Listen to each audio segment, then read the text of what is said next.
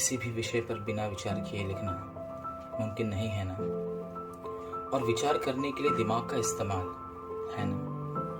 पर पहली बार मैं किसी ऐसे विषय पर लिख रहा था जहां दिल के विचार थे लेकिन दिमाग के विचार बिल्कुल भी नहीं। इसीलिए जो कुछ भी मैं आज लिख रहा था वो सब दिल से निकल रहे थे और वो विषय था माँ।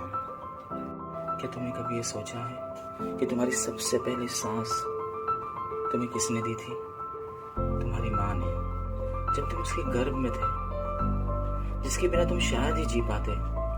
सबसे पहले पानी का बूंद भी उसी से मिला था, अनाज का टुकड़ा भी उसी ने दिया था। सबसे पहले कदम तुम तभी ही रख पाए थे जब उसने तुम्हारा हाथ थामा था। सबसे पहले प्यार भी उसी ने दिया। हर वो चीज जो इंसान के लिए जरूरी थी वो सब उसी ने दी। शायद आज भी जब हम अपने आंगन में कोई पेड़ या पौधा लगाते हैं ना, तो उसके फल पे सारा अधिकार हम ही जमाते हैं, क्योंकि वो पेड़ हमने लगाया है, उसे पानी हमने दिया है, खाद हमने डाला हुआ है, उसे पाला और पोसा हमने है। और वो पेड़ भी हमें कभी धोखा नहीं देता। ठीक उसी तरीके से माँ भी जब हमें 9 महीने पेट में रखती है ना, कभी सोचा है कि वे 9 महीने का दर्द क्या होता है?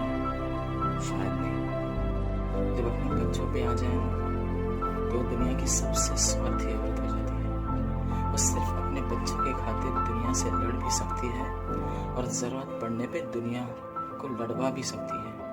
और जहाँ पे घर का सवाल आ जाए वो निस्वार्थ रूप से कष्ट भी कर लेती है, अपनी सारी खुशियों को कुर्बान भी कर देती है। खुद को भूखे रखकर भी वो खुश है।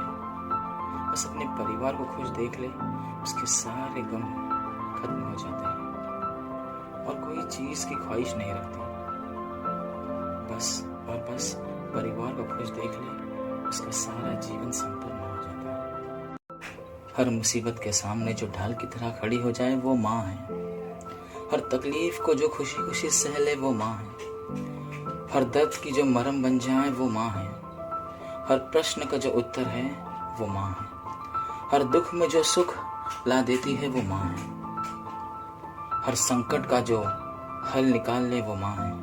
माँ के बारे में जितना भी कहें वो कम है। माँ वो है भले ही जो चलना ना जानती हो, पर चलना वही सिखाती है। क्या औकात है बच्चों का माँ के बिना? देख पाते क्या तुम इस खूबसूरत संसार को उसके बिना? क्या आ पाते इस संसार में उसके बिना?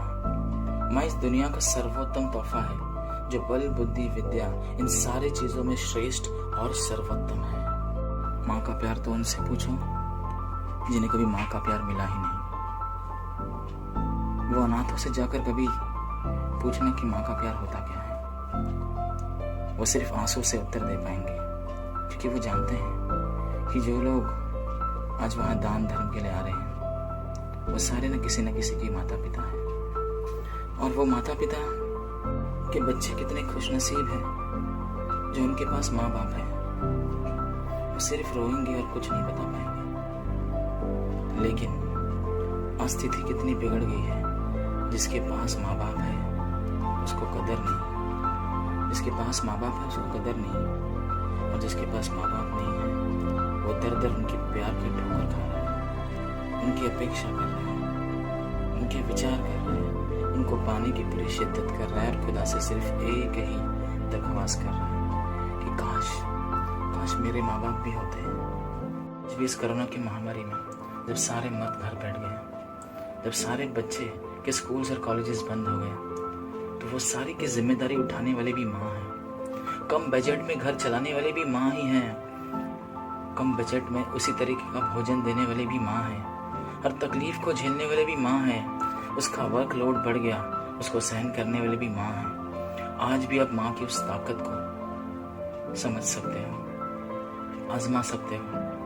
आज भी ये गर्व से कह सकता हूँ कि स्थिति कैसी भी हो, हर लड़ाई के युद्ध का सामना करने के लिए सबसे पहले घर से माँ ही खड़ी होती है। और ऐसी माँ को वंदन है, ऐसी माँ को नमन है, ऐसी माँ की हर वक्त पूजा करनी चाहिए। उसी के चरणों में स्वर्ग है। आज का ये संदेश मदर्स डे के दिन मैंने आप सभी तक पहुंचाया है। माँ जैसी कोई नहीं, ये बात आपको भी समझनी चाहिए। Happy mother's day to all of you. Love your mother, care your mother and good luck.